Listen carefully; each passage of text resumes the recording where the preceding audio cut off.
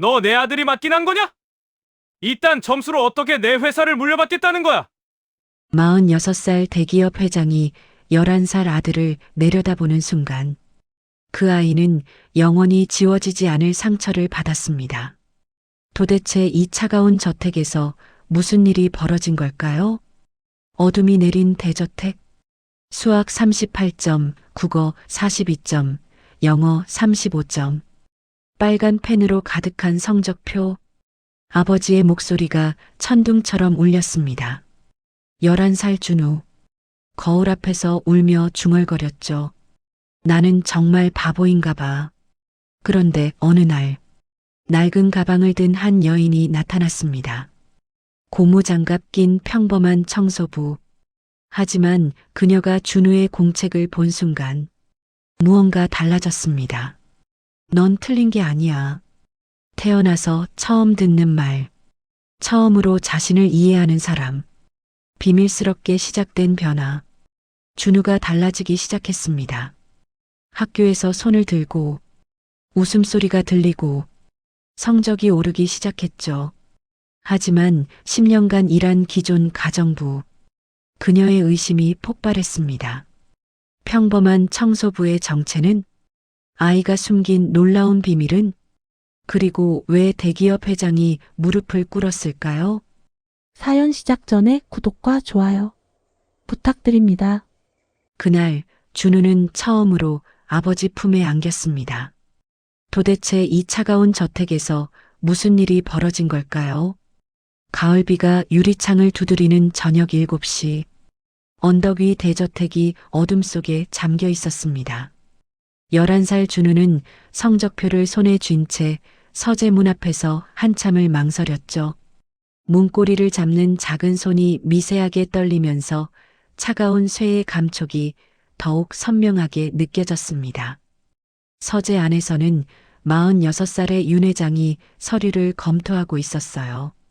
아들의 인기척을 느낀 그가 천천히 고개를 들었습니다. 준우가 떨리는 손으로 성적표를 내밀자 회장의 시선이 종이 위로 떨어졌죠. 수학 38점, 국어 42점, 영어 35점. 빨간 펜으로 그어진 선들이 마치 상처처럼 보였습니다. 이 집엔 실패란 없다. 회장의 목소리가 얼음처럼 차갑게 울렸어요. 단 한마디만 남기고 다시 서류로 시선을 돌리는 아버지. 준우는 고개를 들지 못한 채 뒷걸음질을 쳤습니다. 무거운 발걸음으로 자신의 방으로 돌아온 준우. 값비싼 가구들로 가득한 넓은 방이 오히려 감옥처럼 느껴졌죠. 책상 앞 거울에 비친 자신의 모습을 바라보니 초점 없는 눈동자만 덩그러니 떠 있었습니다. 연필을 잡고 숙제 노트를 펼쳤지만 숫자들이 춤을 추듯 흩어져 보였어요. 대신 여백에 동그라미와 네모를 그리기 시작했습니다. 복잡한 도형들이 서로 연결되면서 하나의 그림이 되어갔죠. 복도에서 발소리가 들려왔습니다. 55살의 김 기사가 회장실로 서류를 전달하러 가는 길이었어요. 준우의 방 앞을 지나며 잠시 발걸음을 멈춘 그의 얼굴에 안쓰러움이 스쳤습니다. 에휴, 도련님이 또. 혼잣말을 삼키며 발걸음을 재촉하는 김 기사. 저택은 다시 무거운 정적에 잠겼습니다. 준우는 창밖을 바라보았어요. 도시의 불빛들이 아득하게 반짝였지만 그 빛은 이곳까지 닿지 않았죠. 아이는 노트를 덮고 침대에 누웠습니다. 나는 정말 바보인가 봐. 천장을 바라보며 중얼거리는 목소리가 텅 빈 방 안에서 메아리 쳤습니다. 그 작은 고백이 차가운 공기 속으로 스며들었어요. 그때 문득 현관에서 낯선 소리가 들렸습니다. 누군가 들어오는 기척이었죠. 하지만 준우는 더 이상 궁금하지 않았습니다. 이 집에서 자신을 이해해줄 사람은 없으니까요. 그날 밤 준우는 꿈을 꾸었습니다. 누군가 자신의 머리를 쓰다듬어주는 따뜻한 손길의 꿈을. 하지만 그것은 단지 꿈일 뿐이었죠. 아니면 정말 꿈이었을까요? 월요일 아침 7시 현관문이 열리며 새로운 바람이 들어왔습니다. 이명자 48살의 여인이 낡은 가방을 들고 서 있었죠. 단정하게 묶은 머리와 오래된 앞치마가 묘하게 따뜻해 보였습니다. 아이고, 새로 오신 분이시군요. 김 기사가 과장된 몸짓으로 반겼어요. 양팔을 벌리며 집안 구조를 설명하기 시작했습니다. 이 집은 좀 복잡해요. 1층은 거실이고 2층은 방들, 3층은 서재. 아, 그리고 도련님은 요즘 좀 힘드신 시기라. 명자는 조용히 고개만 끄덕이며 집안을 살폈습니다. 무언가를 찾는 듯한 그녀의 눈빛이 잠시 멈춘 곳이 있었죠. 2층 복도 끝, 굳게 닫힌 문 하나. 계단을 오르던 중 준우와 마주쳤습니다. 학교 가방을 맨 아이는 고개만 살짝 숙이고 지나치려 했어요. 하지만 명자의 시선이 아이의 뒷모습에 오래 머물렀죠. 작고 구부정한 어깨가 무언가를 짊어진 듯 무거워 보였습니다. 부엌으로 들어서자 58살의 윤 여사가 날카로운 눈빛으로 맞았습니다. 새로 오셨다고요? 여기 규칙이 많아요. 특히 도련님 방은 제가 관리하니까 절대 건드리지 마세요. 윤 여사의 목소리에는 가시가 돋쳐 있었죠. 10년째 이 집을 지켜온 자의 경계심이 뚜렷했습니다. 명자는 조용히 청소 도구를 챙겨 서재로 향했어요. 책상 위에 놓인 준우의 시험지가 눈에 들어왔습니다. 빨간 펜으로 가득한 틀린 답들 사이로 여백에 그려진 작은 그림들이 보였죠. 숫자 3이 3개의 동그라미로 변해 있었고 더하기 기호는 나무가지처럼 뻗어 있었습니다. 명자의 손이 잠시 멈췄어요. 이건 혼잣말이 새어나왔지만 이내 시험지를 제자리에 놓았습니다. 점심시간 김 기사가 부엌으로 들어왔어요. 아이가 원래 저래요. 공부를 못해서 회장님이 늘 화를 내시죠. 안 그래도 후계자 교육이라며 압박이 심한데. 김 기사의 한숨 섞인 설명을 들으며 명자는 생각에 잠겼습니다. 저녁이 되자 회장이 귀가했어요. 현관에서부터 울리는 무거운 발소리에 준우는 방문을 닫고 숨듯이 들어갔죠. 식탁에서 회장과 준우는 한마디 대화도 없이 식사를 마쳤습니다. 공부는 했냐? 회장의 차가운 질문에 준우는 고개만 끄덕였어요. 말로 대답해. 넌 이 집 후계자야. 네. 아버지. 준우의 목소리는 거의 들리지 않을 정도로 작았습니다. 명자가 그릇을 치우는 동안 준우의 시선이 잠깐 그녀에게 머물렀어요. 무언가 다른 것을 느낀 듯한 아이의 눈빛. 명자도 그 시선을 느꼈지만 모른 척했습니다. 밤이 깊어가는 시간, 명자는 자신의 작은 방에서 낡은 일기장을 꺼냈어요. 거기엔 오래전 썼던 문장이 하나 있었죠. 모든 아이는 자기만의 언어를 가지고 있다. 우리가 할 일은 그 언어를 찾아주는 것이다. 펜을 들어 새로운 줄을 적었습니다. 오늘 그림으로 말하는 아이를 만났다. 창밖으로 보이는 준우의 방에선 아직도 불이 켜져 있었어요. 아이는 또 그림을 그리고 있겠죠. 자신만의 세상을 자신만의 언어로. 명자는 조용히 중얼거렸습니다. 넌 틀린 게 아니야. 단지 다르게 보는 거야. 그 말이 누군가에게 전해질 날이 올까요? 화요일 저녁 준우는 식탁에서 수학 숙제를 펼쳤습니다. 분수 문제를 보며 깊은 한숨이 새어나왔죠. 연필을 잡은 손이 공중에서 한참을 맴돌았습니다. 숫자들이 또다시 흩어져 보이기 시작했어요. 아이는 여백에 원을 그리기 시작했습니다. 그것을 여러 조각으로 나누면서 피자처럼 만들었죠. 각 조각에 색을 칠하며 분수를 이해하려 애썼습니다. 또 그림이냐? 등 뒤에서 울린 회장의 목소리가 칼날처럼 날카로웠어요. 준우의 어깨가 움츠러들면서 연필이 떨어졌습니다. 회장은 공책을 낚아채 들었죠. 페이지마다 숫자 대신 도형과 그림이 가득했습니다. 원, 네모, 세모가 서로 연결되고 화살표가 이리저리 뻗어 있었어요. 이게 공부냐? 이건 그냥 낙서지. 내가 이 집 후계자 맞아? 책상을 내리치는 소리가 집안 전체를 울렸습니다. 준우의 눈에 눈물이 고였지만 꾹 참았어요. 죄송합니다. 아버지, 넌 제대로 할 생각이 없구나. 이런 식으로 어떻게 회사를 물려받겠다는 거야. 회장의 말 한마디 한마디가 비수처럼 아이를 찔렀습니다. 준우는 고개를 들지 못한 채 손가락만 꼬물거렸죠. 내일부터 과외 선생을 3명 더 붙이겠다. 더는 이런 장난 용납 안 해.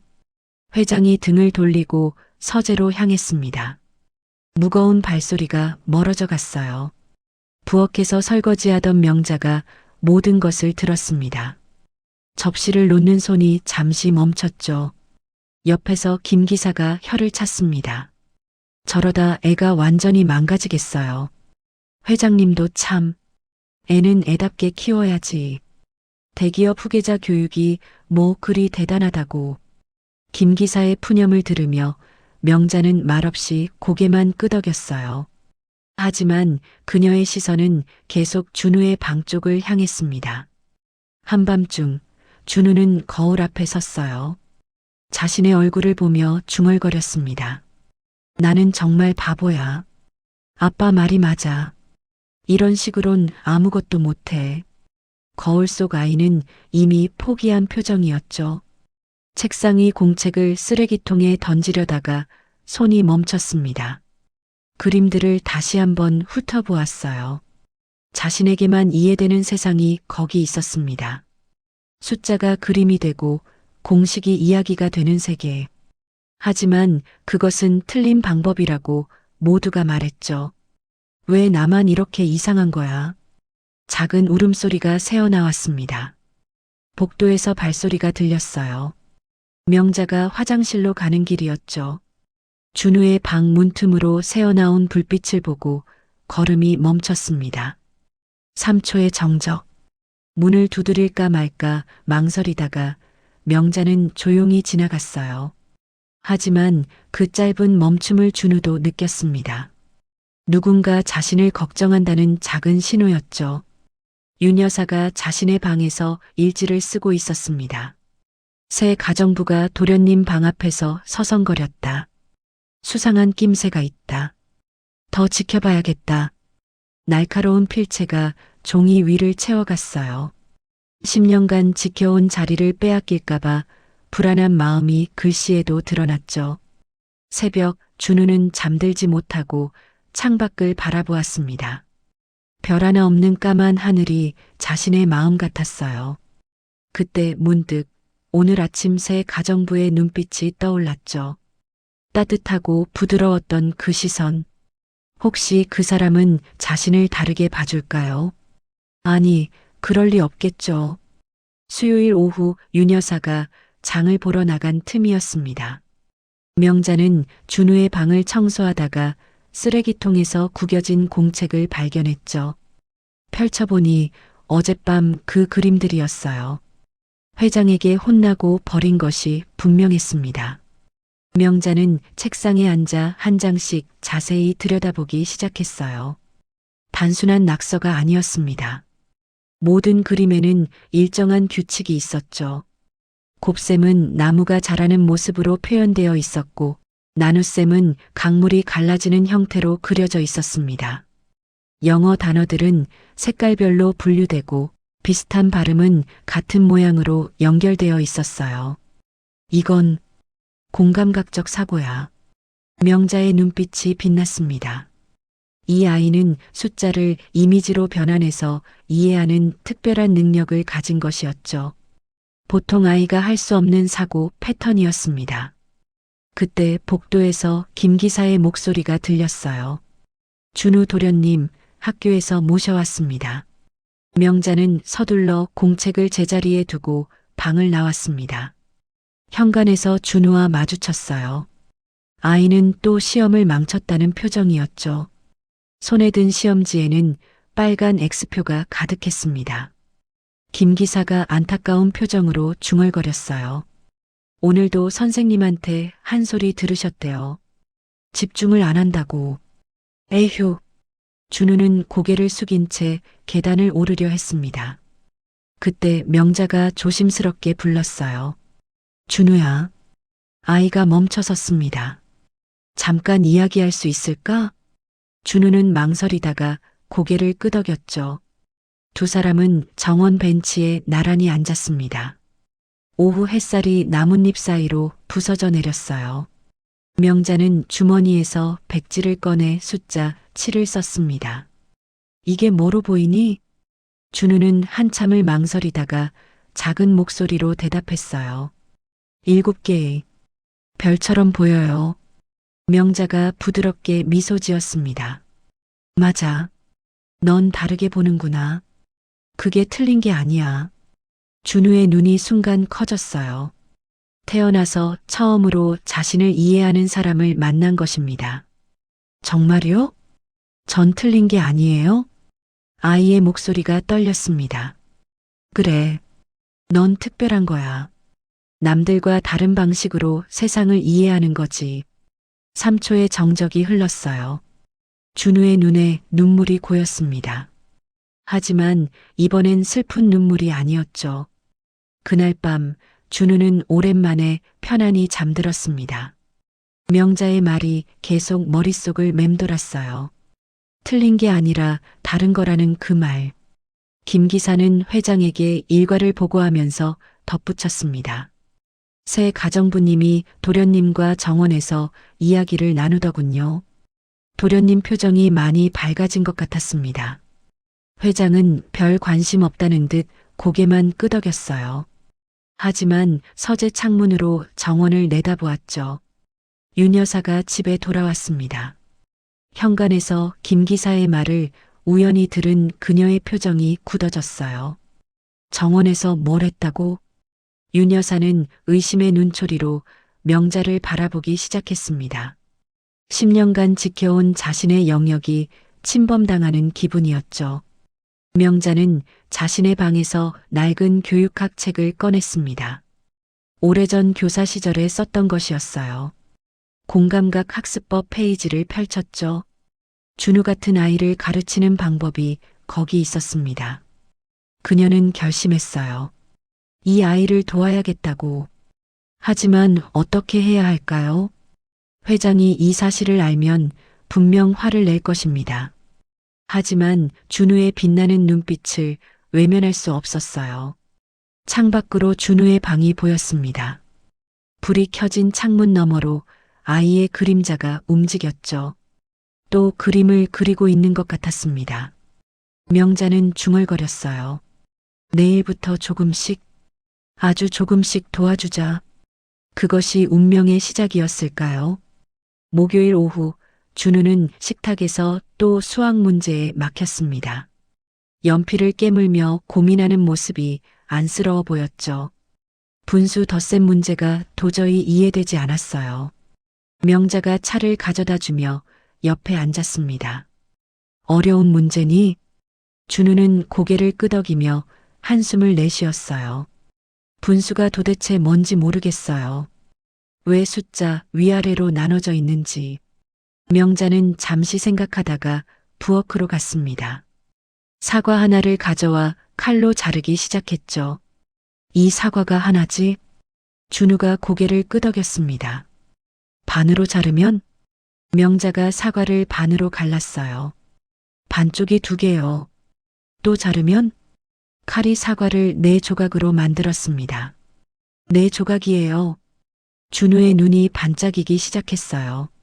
그래. 준우야, 내가 어제 그린 피자, 그림이랑 똑같아.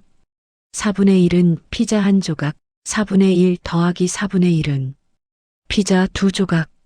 준우가 신나서 외쳤습니다. 처음으로 분수가 이해되는 순간이었죠. 맞아. 내 방식이 맞아. 명자가 크게 웃으며 아이의 머리를 쓰다듬었어요.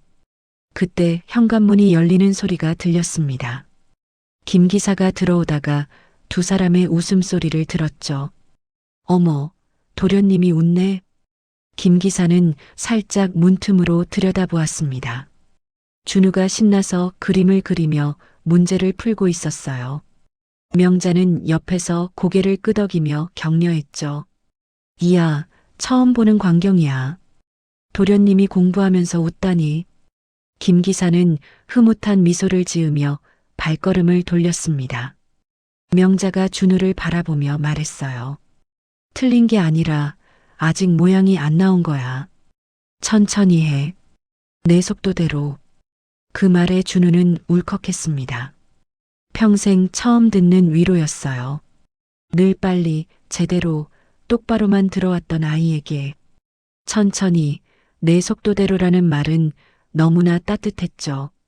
눈물이 날 것 같아서 고개를 숙였습니다. 명자는 아이의 어깨를 가볍게 두드렸어요. 3초의 침묵이 흘렀습니다. 그 정적이 따뜻했어요. 아주머니, 준우가 작은 목소리로 불렀습니다. 응? 저, 정말 바보 아니에요? 당연하지. 넌 특별한 아이야. 남들이 못 보는 걸 보는 아이. 준우의 눈에서 눈물이 한 방울 떨어졌습니다. 하지만 이상하게도 마음은 가벼웠어요. 저녁 식사 시간. 회장이 물었습니다. 오늘 공부는 했냐? 네, 아버지. 수학 문제 5개나 풀었어요. 준우가 처음으로 자신 있게 대답했죠. 회장은 놀란 듯 아들을 쳐다봤습니다. 정말이냐? 네. 분수 덧셈도 이제 알 것 같아요. 회장은 의아한 표정을 지었지만 더 묻지 않았습니다. 하지만 자신의 방식으로 풀었다는 건 준우가 말하지 않았죠. 아직은 비밀이었으니까요. 부엌에서 설거지하던 윤 여사가 모든 것을 지켜보았습니다. 명자가 아이와 너무 가까워지는 게 불편했죠. 자신의 자리가 위태로워질까봐 불안했습니다. 저 여자 뭔가 수상해. 가정부 주제에 왜 도련님 공부에 관여하는 거야? 윤 여사는 일기장을 꺼내 적기 시작했어요. 새 가정부의 수상한 행동들이라는 제목으로 언젠가 회장에게 보고할 증거를 모으기 위해서였죠. 그날 밤 준우는 거울 앞에서 미소 지었습니다. 처음으로 자신이 바보가 아닐 수도 있다는 생각이 들었어요. 나도 할 수 있어. 명자 아주머니가 말했어. 다르게 빛나는 아이라고. 그 말을 속삭이며 준우는 행복하게 잠들었습니다. 한편 명자는 고민에 빠졌어요. 준우를 도와주고 싶지만 이대로 계속하면 들킬 것 같았죠. 하지만 오늘 준우의 밝은 표정을 보니 멈출 수가 없었습니다. 조금만 더 도와주자. 그 결심이 앞으로 큰 파장을 일으킬 줄은 아무도 몰랐죠. 금요일 오전 회장이 일찍 출장을 떠났습니다. 김 기사가 공항까지 모시고 가느라 집이 조용했죠. 윤 여사도 장을 보러 나갔어요. 일주일치 식료품을 사러 간다며 큰 가방을 들고 나갔습니다. 명자는 기회를 놓치지 않았어요. 준우를 조심스럽게 불렀습니다. 준우야, 서재에서 공부해 볼까? 아이는 설레는 마음으로 따라갔죠. 평소엔 아버지만 들어가는 그 공간에 들어간다는 것만으로도 가슴이 뛰었어요. 서재 구석 작은 탁자에 둘이 마주 앉았습니다. 명자는 색연필과 도화지를 꺼냈어요. 오늘은 영어 단어를 색깔로 외워보자. 빨간색 단어는 뜨거운 것, 파란색은 차가운 것, 초록색은 자연과 관련된 것. 준우는 신나서 단어들을 색칠하기 시작했습니다. 파이어는 빨강, 아이스는 파랑, 트리는 초록. 연상작용으로 단어가 쉽게 외워졌어요. 와, 이렇게 하니까 머릿속에 쏙쏙 들어와요. 준우의 얼굴이 환하게 빛났습니다. 두 사람은 정원으로 자리를 옮겼어요. 햇살 아래서 도형 공부를 했죠. 저 나무를 봐. 삼각형이 보이니? 네. 나뭇가지가 만나는 곳이 삼각형이에요. 저 창문은? 사각형이요. 실제 사물과 연결하니 도형이 살아있는 것처럼 느껴졌습니다. 명자는 준우에게 당부했어요. 하지만 이건 우리만의 비밀이야. 다른 사람들은 이해 못할 거야. 특히 아버지께는. 알아요. 아빠는 이런 거 싫어하시잖아요. 준우의 목소리에 쓸쓸함이 묻어났습니다. 아니야. 아버지도 언젠가는 이해하실 거야. 단지 지금은 때가 아닐 뿐이지. 2시간이 순식간에 지났어요. 준우는 생전 처음으로 공부가 재미있었습니다. 놀이처럼 게임처럼 즐거웠죠. 명자는 아이의 노트를 보며 놀랐습니다. 짧은 시간에 엄청난 양을 소화했어요. 이 아이는 천재일지도 몰랐습니다. 단지 배우는 방법이 달랐을 뿐이었죠. 점심시간 김 기사가 돌아왔습니다. 휴, 회장님 모시고 오느라 힘들었네요. 집안 분위기가 뭔가 다른데? 그는 현관에 들어서자마자 느꼈어요. 평소와 다른 활기가 있었죠. 준우의 방에서 콧노래가 들렸습니다. 도련님이 노래를 부르네. 이게 무슨 일이야? 김 기사는 명자에게 다가갔어요. 혹시 무슨 좋은 일 있었어요? 명자는 살짝 미소만 지었습니다. 준우가 기분이 좋은가 봐요. 그러게요. 처음 보는 일이네. 이 집에 복이 들어오나 봅니다. 김 기사도 덩달아 기분이 좋아졌죠. 오후에 윤 여사가 돌아왔습니다. 집안을 둘러보며 이상한 낌새를 느꼈어요. 서재 탁자 위에 지우개 가루가 남아 있었고 정원 벤치에는 색연필 자국이 있었습니다. 아이 방에는 새 공책이 놓여 있었죠. 뭔가 수상해. 윤 여사의 의심은 더욱 커졌습니다. 저 여자가 도련님과 뭔가를 하고 있어. 분명히 뭔가 꾸미는 거야. 그녀는 더 주의 깊게 감시하기로 했어요. 매의 눈으로 두 사람을 지켜보기 시작했죠. 저녁, 준우는 혼자 방에서 복습했습니다. 명자가 가르쳐준 방법으로 문제를 풀었어요. 신기하게도 답이 술술 나왔죠. 내가 이렇게 잘할 수 있다니. 아이는 행복했습니다. 처음으로 자신이 뭔가 할 수 있다는 자신감이 생겼어요. 거울을 보며 말했습니다. 나도 할 수 있어. 바보가 아니야. 그 모습을 문틈으로 지켜보던 명자도 가슴이 따뜻해졌어요. 하지만 동시에 불안했습니다. 이 비밀이 언제까지 지켜질 수 있을까요? 회장이 알게 되면 어떻게 될까요? 명자는 걱정스러운 마음으로 창밖을 바라봤습니다. 폭풍 전의 고요함이었을까요? 월요일 아침 김 기사가 준우를 학교에 데려다 주었습니다. 차 안에서 준우가 창밖을 보며 무언가를 중얼거렸죠. 빨간 신호등, 스타프, 레드, WAIT.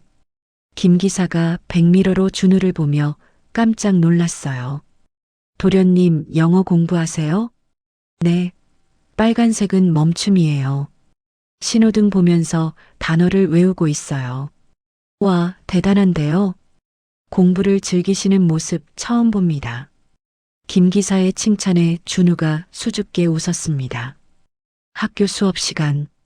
선생님이 분수 문제를 칠판에 썼어요. 평소라면 고개를 숙였을 준우가 손을 번쩍 들었습니다. 저요. 제가 풀어볼게요. 반 아이들이 모두 놀란 표정으로 돌아봤죠. 항상 구석에서 조용히 있던 준우가 자진해서 나선 것입니다. 준우는 칠판에 원을 그리고 조각으로 나누며 설명했어요. 피자를 떠올리며 분수를 풀었죠. 2분의 1 더하기 4분의 1은 피자 반판이랑 4분의 1 조각을 합치면 4분의 3이에요. 선생님도 놀랐습니다. 정답이네. 잘했어, 준우야. 그림으로 설명하니 더 이해하기 쉽구나. 쉬는 시간 친구들이 다가왔어요. 너 갑자기 왜 이렇게 잘해? 비결이 뭐야? 준우는 수줍게 웃으며 대답했습니다. 그냥 다르게 생각해봤어. 아이들이 신기해하며 준우 주변에 모였어요. 처음으로 친구들과 어울리는 기분이었죠. 점심시간 김 기사가 학교에 들렀습니다. 담임 선생님을 만나고 온 그가 놀란 표정이었어요. 선생님이 그러시는데 준우 도련님이 완전히 달라졌대요. 수업 태도도 좋아지고 성적도 오르고 있다네요. 집에 돌아와 김 기사는 명자에게 전했습니다. 도련님이 학교에서 칭찬받으셨어요.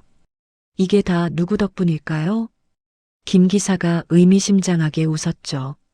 명자는 조용히 미소만 지었습니다. 다행이네요. 준우가 행복해하니. 그때 윤 여사가 부엌으로 들어왔어요. 두 사람의 대화를 듣고 있었던 것이죠. 뭐가 다행이라는 거죠?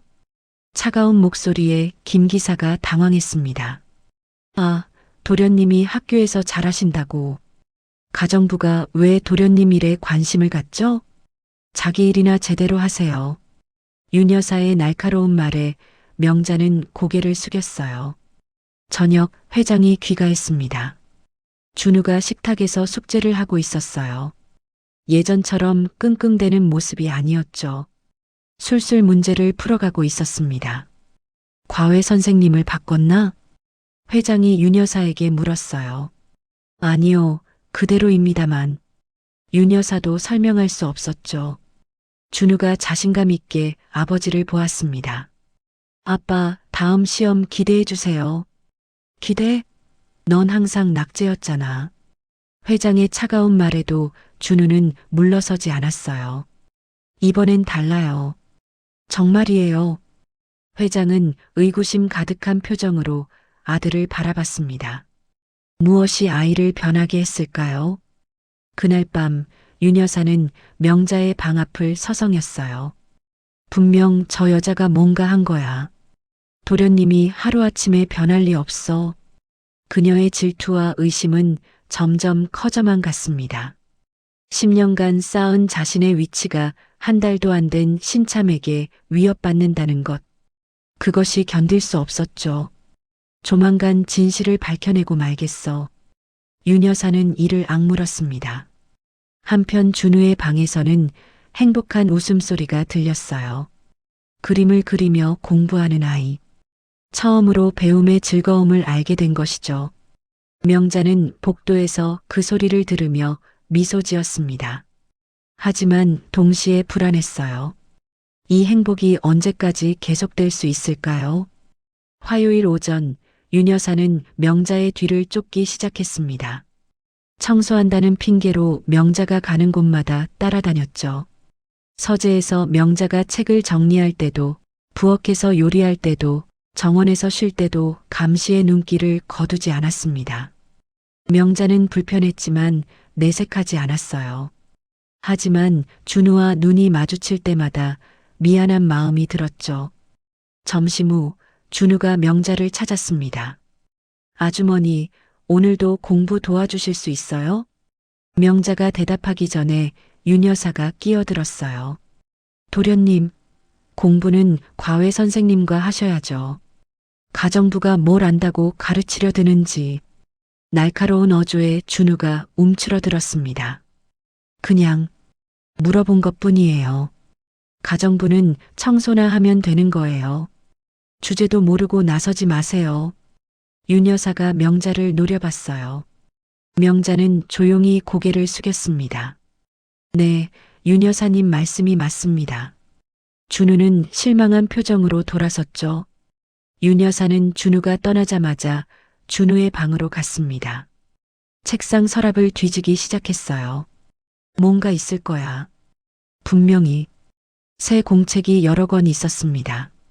펼쳐보니 그림으로 가득했어요. 전과 다른 점이 있었죠. 체계가 있고 발전된 형태였습니다. 이건 누군가 가르친 흔적이야. 색깔로 분류된 영어 단어들, 도형으로 변환된 수학 공식들. 혼자서는 절대 할 수 없는 수준이었어요. 윤 여사의 눈이 날카로워졌습니다. 역시 그 여자였어. 그녀는 김 기사를 불러 탐문했어요. 혹시 새 가정부가 도련님과 자주 이야기하나요? 김 기사는 당황하며 대답했습니다. 글쎄요, 가끔 보긴 했는데. 왜 그러세요? 아니에요. 그냥 물어본 거예요. 근데 김 기사님, 회장님께 뭐 특별히 보고한 거 있어요? 아, 도련님이 학교에서 잘하신다고는 말씀드렸죠. 윤 여사는 의미심장한 표정을 지었어요. 그래요? 회장님이 뭐라고 하시던가요? 별 관심 없으신 것 같았어요. 바쁘셔서 그런가 봐요. 김 기사는 뭔가 불길한 예감이 들었습니다. 윤 여사의 표정이 심상치 않았거든요. 명자 씨한테 조심하라고 귀띔해야겠다. 김 기사는 몰래 명자를 찾아갔어요. 윤 여사가 당신을 의심하고 있어요. 조심하세요. 명자는 고개를 끄덕였습니다. 고맙습니다. 알고 있어요. 저녁 윤 여사는 회장에게 넌지시 말했어요. 요즘 도련님이 많이 달라지셨는데 혹시 이상하지 않으세요? 회장은 서류를 보며 대답했습니다. 좋은 일 아닌가. 그런데 새 가정부가 들어온 후부터 그래서 회장의 차가운 반응에 윤 여사는 더 말하지 못했어요. 아직 확실한 증거가 없었으니까요. 그날 밤 윤 여사는 일지에 적었습니다. 명자가 준우에게 무언가를 가르치고 있다.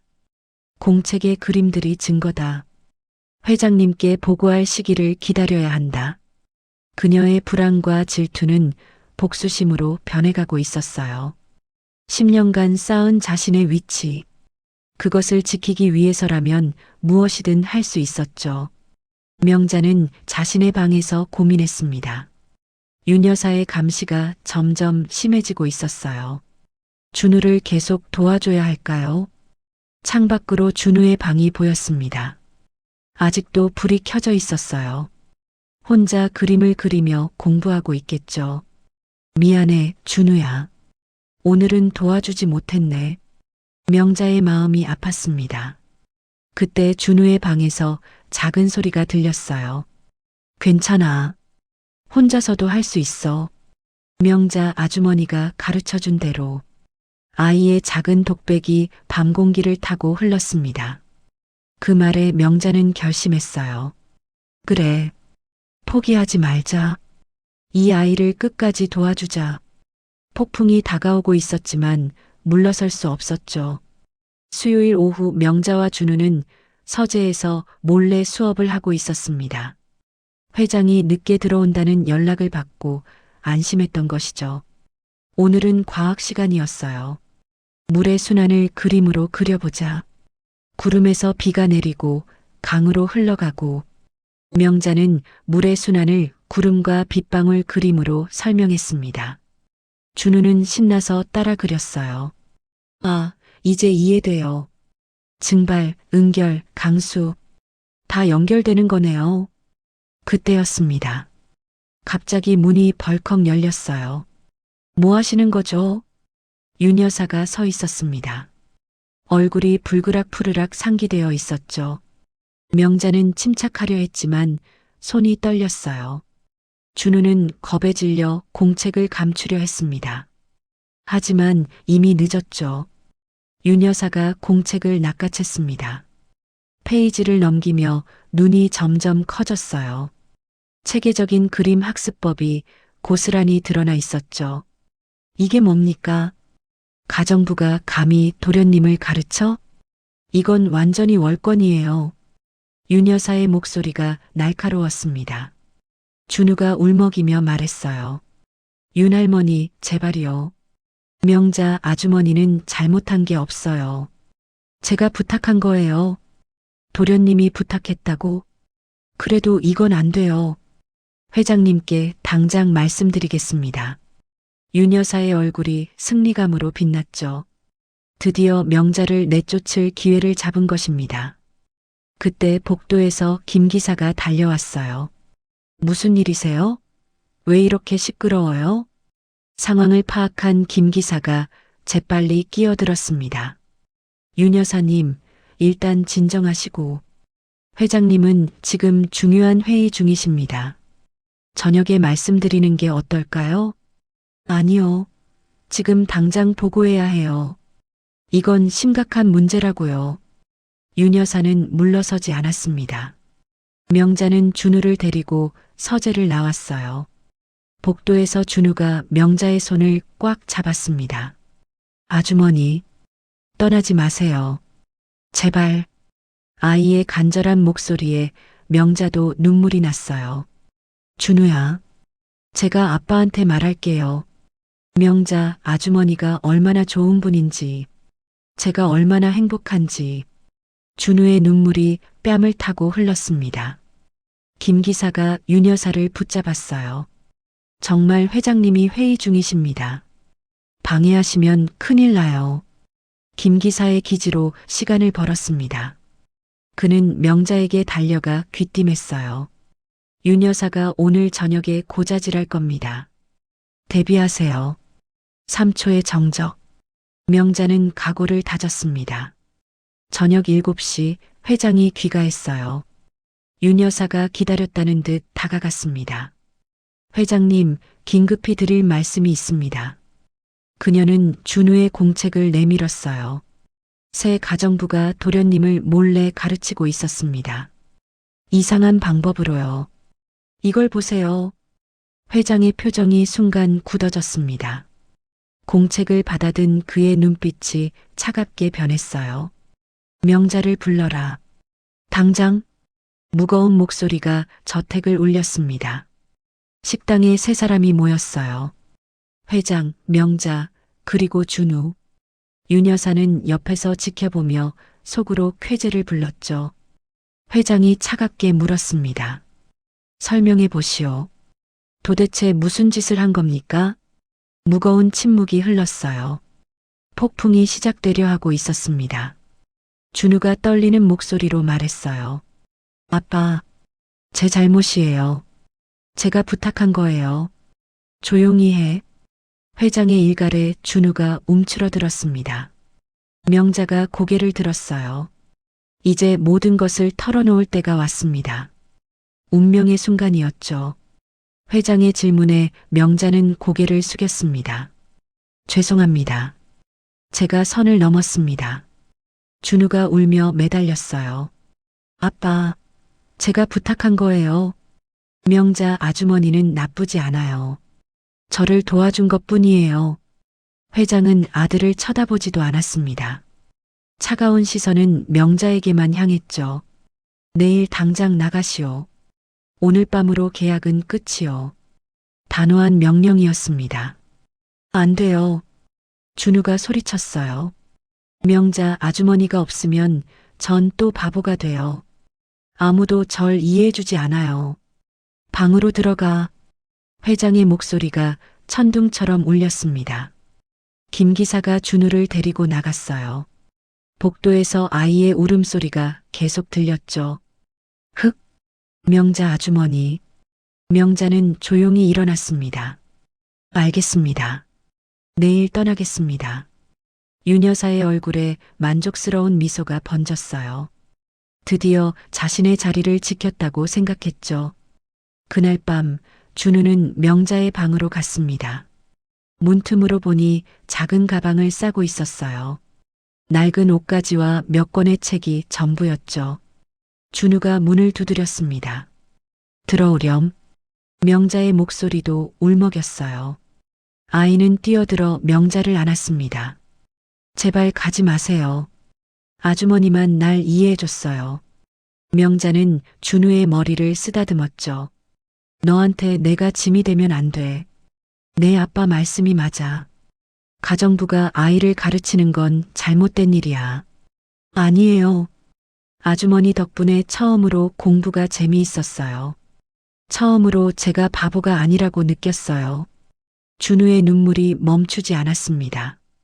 김 기사가 조용히 들어왔어요. 내일 아침 제가 역까지 모셔다 드릴게요. 그의 얼굴에도 안타까움이 가득했죠. 도련님이 처음으로 웃는 걸 봤는데 이렇게 끝나다니 참 안 됐네요. 김 기사가 준우를 보며 말했어요. 도련님, 이제 방으로 가세요. 더 있으면 회장님이 화내실 거예요. 준우는 절망적인 표정으로 명자를 봤습니다. 정말로 가실 거예요? 명자는 고개만 끄덕였어요. 말을 하면 눈물이 쏟아질 것 같았죠. 준우는 터덜터덜 방으로 돌아갔습니다. 모든 희망이 사라지는 순간이었어요. 새벽 3시 준우는 잠들지 못하고 거울 앞에 섰습니다. 다시 바보가 되는구나. 아무도 날 이해 못해. 아무도. 거울 속 아이는 처음 만났을 때보다 더 슬퍼 보였어요. 책상 위 그림 공책들을 보며 또 울었습니다. 이제 이것들도 소용없어. 명자 아주머니 없이는 아무 의미 없어. 아이는 공책을 하나씩 찍기 시작했어요. 색깔로 분류한 영어 단어들, 그림으로 그린 수학 공식들, 모두 조각조각 찢어졌습니다. 명자도 잠들지 못했어요. 준우의 울던 얼굴이 계속 떠올랐죠. 미안해, 준우야. 더 도와주지 못해서. 그녀는 가방 속을 뒤적이다가 오래된 교사 자격증을 꺼냈습니다. 이걸 처음부터 보여줬어야 했나? 하지만 이미 늦었죠. 회장은 이미 결정을 내렸으니까요. 창밖이 희미하게 밝아오고 있었습니다. 새로운 아침이지만 준우에게는 다시 어둠의 시작이었어요. 명자는 마지막으로 준우의 방을 바라봤습니다. 행복해야 해, 준우야. 그것이 마지막 인사였을까요? 목요일 아침 명자는 떠날 준비를 마쳤습니다. 작은 가방 하나가 전부였죠. 하지만 준우가 방문을 두드렸어요. 아주머니, 아직 안 가셨어요? 명자가 문을 열자 준우가 들어왔습니다. 아이의 눈은 밤새 울어 퉁퉁 부어 있었어요. 준우야, 아주머니, 우리 당당해져요. 제가 바보가 아니라는 걸 아빠한테 보여주자고요. 준우의 목소리에 결연함이 묻어났습니다. 명자는 놀란 눈으로 아이를 봤어요. 어떻게? 제 방식이 틀리지 않았다는 걸 증명하면 돼요. 아주머니가 가르쳐준 방법으로 시험을 풀어 보일게요. 준우는 찢었던 공책 조각들을 꺼냈습니다. 밤새 다시 테이프로 붙인 것이었어요. 이걸로 아빠한테 설명할 거예요. 제가 어떻게 공부하는지, 왜 이 방법이 저한테 맞는지. 명자의 눈에 눈물이 고였습니다. 준우야, 하지만 아버지가 들어주실 거예요. 분명히. 아주머니가 누군지 알게 되면 달라지실 거예요. 그때 명자는 가방에서 무언가를 꺼냈어요. 오래된 교사 자격증이었습니다. 사실, 난 선생님이었어. 준우의 눈이 커졌어요. 정말요? 진짜 선생님이었어요? 그래. 10년 동안 초등학교에서 아이들을 가르쳤어. 너 같은 특별한 아이들을 많이 만났지. 명자가 자격증을 준우에게 건넸습니다. 어머니가 아프셔서 그만뒀지만 내게 가르친 건 모두 정식 교육법이야. 공감각 학습법이라고 해. 준우가 자격증을 꼭 쥐었어요. 이제 아빠도 이해하실 거예요. 아주머니가 진짜 선생님이라는 걸 알면. 김 기사가 급히 들어왔습니다. 회장님이 오늘 일찍 들어오신대요. 뭔가 결정하실 모양이에요. 명자와 준우는 서로를 보았어요. 이제 숨지 말고 맞서자. 준우가 용기 있게 말했습니다. 네, 아빠한테 모든 걸 보여드릴게요. 두 사람은 서재로 향했어요. 명자는 그동안의 학습 자료를 정리했습니다. 준우의 발전 과정이 담긴 공책들, 체계적인 커리큘럼, 성적 향상 그래프, 모든 것을 테이블 위에 펼쳤죠. 준우야, 무서워하지 마. 네, 안 무서워요. 이번엔 도망치지 않을 거예요. 준우는 자신이 푼 문제들을 다시 점검했습니다. 완벽하게 설명할 준비를 했어요. 오후 윤 여사가 나타났습니다. 아직도 안 가셨네요? 그녀의 목소리에는 조롱이 섞여 있었죠. 명자가 당당히 대답했어요. 회장님께 할 말이 있어서요. 무슨 소용이 있겠어요. 이미 결정난 일인데. 윤 여사는 비웃었지만 명자의 흔들리지 않는 눈빛에 불안해졌습니다. 김 기사가 다시 왔어요. 회장님 30분 후 도착하십니다. 준비하세요. 그는 명자와 준우에게 격려의 눈짓을 보냈죠. 힘내세요. 진실은 언젠가 밝혀지는 법이니까. 준우는 거울을 봤습니다. 이번엔 도망치지 않을 거야. 나는 바보가 아니야. 특별한 아이야. 스스로에게 다짐했어요. 명자는 준우의 손을 잡았습니다. 무서워하지 마. 내가 특별하다는 걸 이제 모두가 알게 될 거야. 3초의 침묵. 두 사람은 깊게 숨을 들이쉬었습니다. 현관에서 차 소리가 들렸어요. 회장이 도착했습니다. 서재 문을 활짝 열어두었죠. 더는 숨지 않겠다는 의지였습니다. 운명의 대결이 시작되려 하고 있었어요. 회장이 서재로 들어왔습니다. 테이블 위에 펼쳐진 자료들을 보고 눈썹을 치켜 올렸어요. 이게 뭡니까? 명자가 앞으로 나섰습니다. 준우의 학습 기록입니다. 제가 가르친 내용과 아이의 발전 과정이 모두 여기 있습니다. 회장은 차갑게 쳐다봤어요. 당신이 무슨 자격으로 내 아들을... 명자는 교사 자격증을 내밀었습니다. 저는 10년 경력의 초등교사였습니다. 어머니 병간호 때문에 그만뒀지만 교육에 대한 열정은 여전합니다. 회장이 자격증을 확인했어요. 진짜였습니다. 이명자, 초등교육 정교사 1급이라고 선명히 적혀 있었죠. 그래서 우리 아이를 실험 대상으로 삼았다는 겁니까? 회장의 목소리가 얼음처럼 차가웠어요. 아닙니다. 명자가 단호하게 말했습니다. 준우는 특별한 아이입니다. 공감각적 사고력을 가졌어요. 숫자를 이미지로, 단어를 색깔로 인식합니다. 이건 장애가 아니라 재능입니다. 명자는 준우의 공책을 펼쳤어요. 보세요. 모든 그림에는 논리가 있습니다. 이 아이는 천재일 수도 있습니다. 단지 일반적인 교육 방식과 맞지 않을 뿐이에요. 회장은 공책을 들여다보기 시작했습니다. 처음엔 무시하려 했지만 점점 표정이 바뀌었어요. 복잡한 수식이 아름다운 그림으로 변환되어 있었고 영어 단어들이 색깔별로 체계적으로 분류되어 있었습니다. 답도 모두 맞았어요. 이걸 준우가 혼자 푼 겁니까? 준우가 나섰습니다. 네, 아빠. 제가 푼 거예요. 명자 선생님이 제 방식을 인정해 주셨어요. 처음으로 제가 이해할 수 있는 방법으로 가르쳐 주셨어요. 회장의 표정이 흔들렸습니다. 김 기사가 조심스럽게 끼어들었어요. 실제로 학교 선생님들도 놀라워하십니다. 준우 도련님 성적이 급상승했다고요. 지난달 38점이던 수학이 이번엔 85점이었습니다.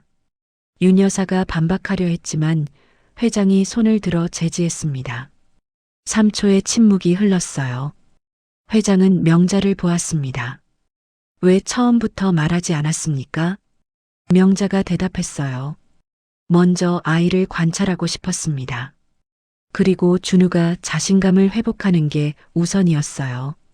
자격증은 중요하지 않았습니다. 중요한 건 아이의 마음이었으니까요. 그녀의 목소리에는 진심이 담겨 있었죠. 처음 준우를 봤을 때 스스로를 바보라고 생각하는 아이였어요. 그런 아이에게 필요한 건 자격증이 아니라 이해와 인정이었습니다. 준우가 용기를 냈어요. 아빠, 저 바보 아니에요. 단지 다르게 배울 뿐이에요. 명자 선생님이 그걸 알아봐 주셨어요. 준우의 눈에서 눈물이 흘렀습니다. 처음으로 공부가 재미있었어요. 처음으로 제가 뭔가 할 수 있다고 믿었어요. 회장의 딱딱한 표정이 조금씩 풀렸습니다. 아들의 진심이 전해진 순간이었죠. 그는 한참을 생각하다가 말했어요. 증명해 보시오. 정말 우리 아이가 특별한지, 당신의 방법이 맞는지. 명자와 준우는 서로를 보며 고개를 끄덕였습니다. 윤 여사는 불안한 표정으로 물러섰어요. 상황이 예상과 다르게 흘러가고 있었죠. 회장은 서랍에서 문제집을 꺼냈습니다. 이 문제들을 내 방식으로 풀어봐라. 그리고 왜 그렇게 푸는지 설명해라. 준우는 떨리는 손으로 연필을 잡았어요.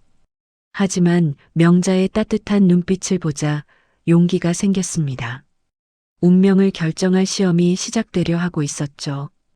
회장은 문제집에서 가장 어려운 페이지를 펼쳤습니다. 준우가 한 번도 본 적 없는 고급 문제들이었어요. 내 방식으로 풀어라. 단 설명도 해야 한다. 준우는 떨리는 손으로 연필을 잡았습니다. 명자가 조용히 격려의 눈빛을 보냈어요. 첫 문제는 복잡한 분수 계산이었습니다. 준우는 종이에 피자를 그리기 시작했어요. 여러 개의 원을 그리고 조각으로 나눴습니다. 이 피자가 3분의 2이고요. 저 피자가 4분의 3이에요. 통분하려면 준우는 피자 조각들을 다시 배열했습니다. 같은 크기의 조각으로 만들어가며 설명했어요. 12조각으로 나누면 8조각과 9조각이 되니까 답은 12분의 17이에요. 회장의 눈이 커졌습니다. 정답이었어요. 두 번째는 영어 독해 문제였죠. 준우는 중요한 단어들을 색깔로 표시했습니다. 주어는 빨강, 동사는 파랑, 목적어는 초록. 이렇게 하면 문장 구조가 한눈에 들어와요. 그는 각 색깔을 연결해 문장의 의미를 설명했어요. 완벽한 이해력이었습니다. 김 기사가 놀라서 속삭였죠. 대단하네요. 이렇게 푸는 것도 방법이구나. 윤 여사도 할 말을 잃었습니다.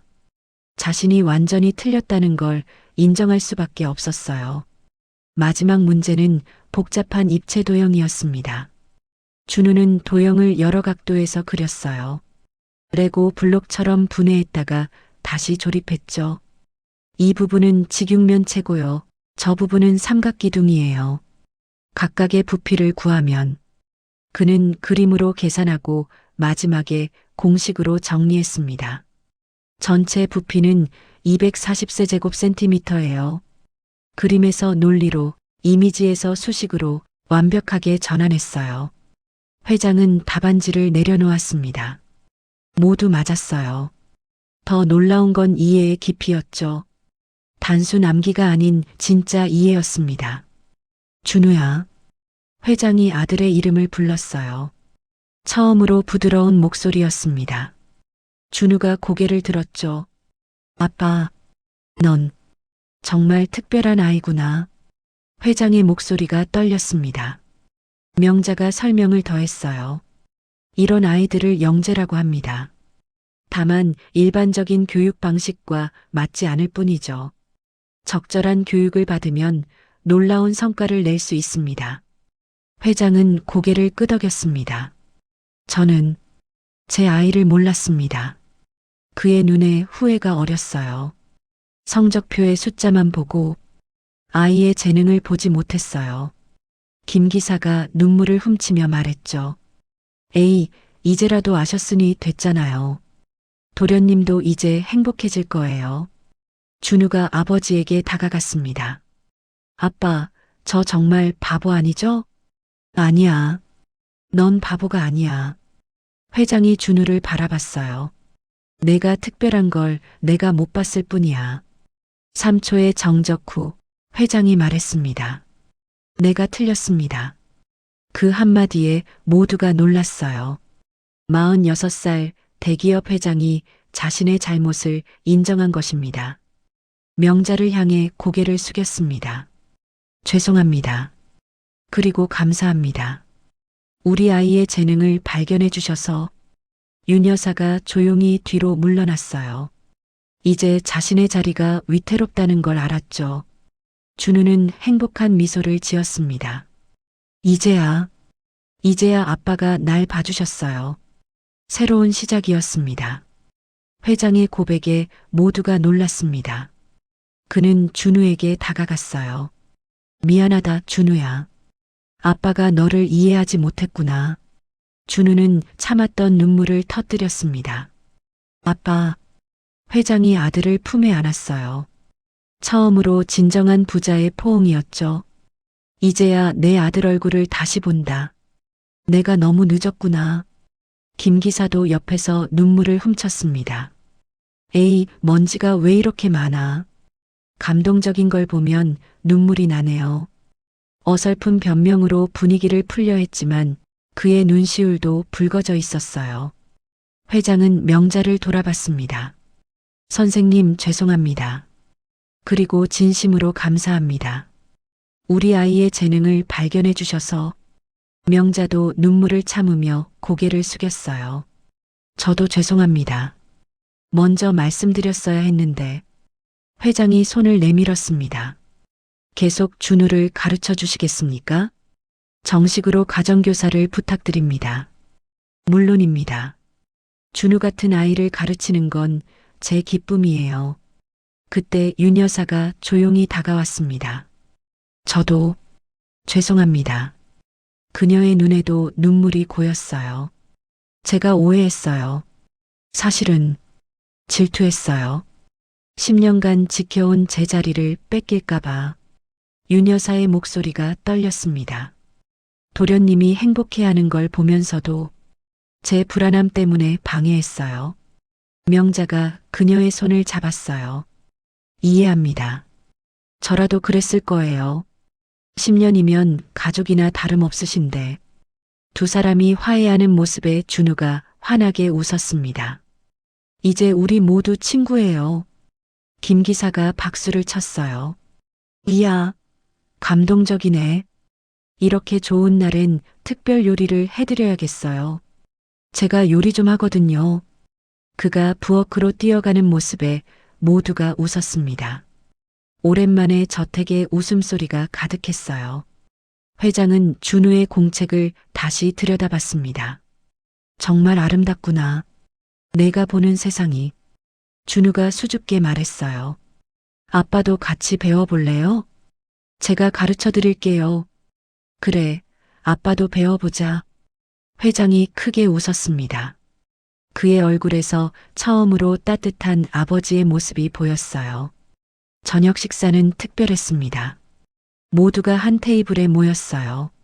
김 기사의 요리, 윤 여사의 도움, 명자의 따뜻함, 그리고 회장과 준우의 대화. 처음으로 가족 같은 저녁이었죠.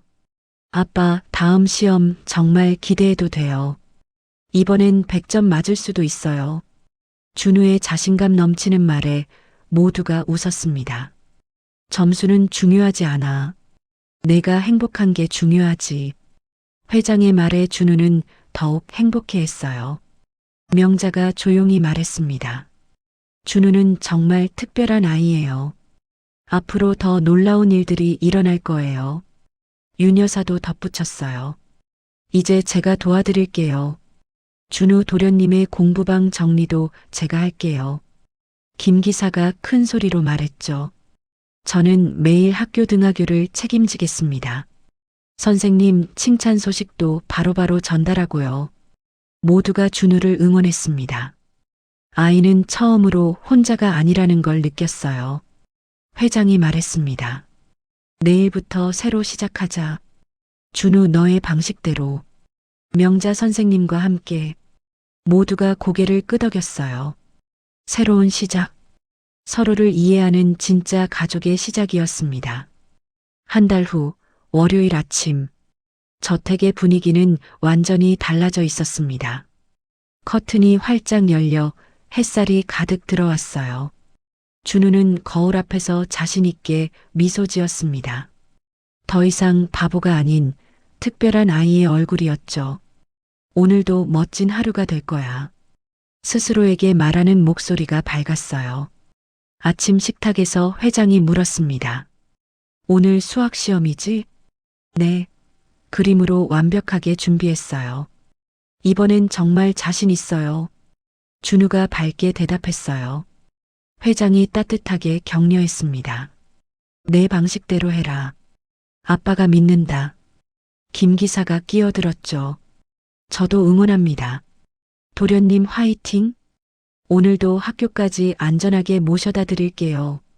과장된 동작으로 주먹을 불끈 쥐는 모습에 모두가 웃었습니다. 명자는 준우의 가방을 챙기며 말했어요. 오늘 오후엔 새로운 걸 배워보자. 과학을 음악으로 이해하는 방법이야. 준우의 눈이 반짝였습니다. 정말요? 와, 신나요. 과학도 노래가 될 수 있어요? 물론이지. 모든 건 연결되어 있거든. 윤 여사도 덧붙였어요. 간식은 제가 특별히 준비할게요. 공부하는 우리 준우를 위해서 영양 만점 과일 샐러드. 그녀의 얼굴에도 진심 어린 미소가 있었습니다. 학교에서 돌아온 준우는 시험지를 들고 뛰어왔어요. 100점이에요. 제 방식으로 푼 1000만점이에요. 모두가 환호했습니다. 회장이 아들을 안으며 말했어요. 자랑스럽다, 정말 자랑스러워. 명자도 뿌듯한 미소를 지었죠. 이제 시작이야, 준우야. 내 안에는 무한한 가능성이 있어. 윤 여사는 축하 케이크를 들고 나왔어요. 100점 축하해요. 특별히 준비한 무지개 케이크예요. 김 기사가 신나서 노래를 불렀습니다. 우리 도련님 최고. 천재 도련님 만세. 서재는 이제 준우의 특별 교실이 되었어요. 벽에는 그의 그림 공식들이 액자에 담겨 걸려 있었습니다. 회장이 직접 액자에 넣어준 것들이었죠. 책상 위엔 새로운 색연필과 스케치북이 가득했어요. 모두가 준우의 재능을 지원했습니다. 정원에서는 명자와 준우가 자연을 관찰하며 공부했어요. 저 나비 날개 무늬 봐. 수학적 패턴이 숨어 있어. 정말이에요. 대칭이네요. 준우의 웃음소리가 정원에 울려 퍼졌습니다. 저녁, 준우는 일기를 썼어요. 오늘도 행복했다. 나는 바보가 아니다. 나는 다르게 빛나는 아이다. 명자 선생님이 그걸 알아봐 주셨고, 이제 아빠도 안다. 윤할머니도, 김 아저씨도 모두 나를 응원한다. 나는 나의 방식으로 세상을 배울 것이다. 창밖을 보니 별이 빛났습니다. 준우는 별을 세면서 곱셈을 연습했어요. 별 5개씩 세 줄이면 15개. 그의 방식대로. 명자가 문을 두드렸습니다. 준우야, 이제 자도록 해. 내일 또 재미있게 공부하자. 네, 선생님. 잘 자요. 준우가 대답했어요. 명자는 복도에서 회장과 마주쳤습니다. 감사합니다, 선생님. 준우가 이렇게 밝아진 건 다 선생님 덕분이에요. 아니에요. 준우는 원래 빛나는 아이였어요. 저는 그걸 보여줬을 뿐이죠. 회장이 고개를 끄덕였습니다. 이제야 진짜 아버지가 된 것 같습니다. 저택에 평화로운 밤이 찾아왔어요. 모두가 각자의 자리에서 행복했습니다. 준우는 창가에 서서 중얼거렸어요. 저, 다르게 빛나는 아이 맞죠? 자신의 물음에 스스로 대답했습니다. 그래, 그게 나야. 햇살이 따뜻하게 그를 감쌌습니다. 더 이상 차가운 저택이 아니었어요. 사랑과 이해가 가득한 집, 서로를 인정하는 진짜 가족의 집이 되었습니다. 준우는 조용히 눈을 감았습니다. 더 이상 외롭지 않았어요. 오늘의 이야기는 마음에 어떻게 남으셨나요? 준우에게 전하고 싶은 따뜻한 말이 있다면 댓글로 함께 나눠주세요. 여러분의 작은 응원이 모여 더 큰 감동이 됩니다. 오늘도 시청해주셔서 진심으로 감사드립니다. 햇살 같은 인생 사연이었습니다.